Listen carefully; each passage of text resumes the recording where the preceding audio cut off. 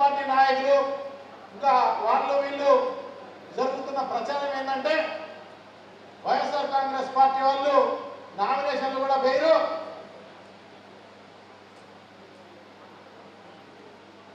Unanimous గా Telugu Desam party వస్తుంది, వేయనీయం. ఏమండి మేమంతా బతికినామా సచ్చినామా?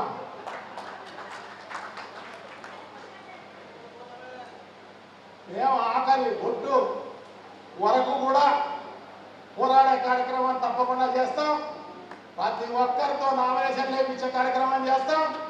ప్రతి ఒక్కరిని అవతలకు డిపాజిట్ కూడా రాని పరిస్థితుల్లో చేసే కార్యక్రమం తప్పకుండా జరగబోతుంది అని చెప్పి మీకు అందరికీ కూడా తెలియజేసుకుంటున్నా.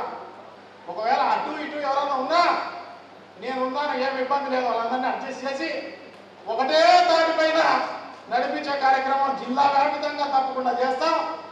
సో డెఫినెట్గా అందరి వైఎస్ఆర్ కాంగ్రెస్ పార్టీ అన్ని చోట్ల విజయదుందుబి మోగించే కార్యక్రమం తప్పకుండా జరగబోతుంది అని చెప్పేసి మీరందరూ కూడా ఏమాత్రం ఇబ్బంది పడాల్సిన పని లేదు.